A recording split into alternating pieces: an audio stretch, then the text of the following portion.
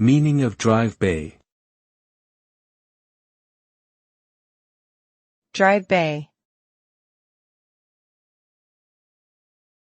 Drive bay.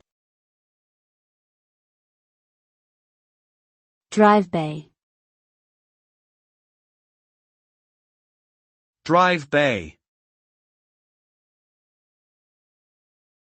A drive bay is a space within a computer or server case that is designed to hold a storage device such as a hard disk drive or optical disk drive.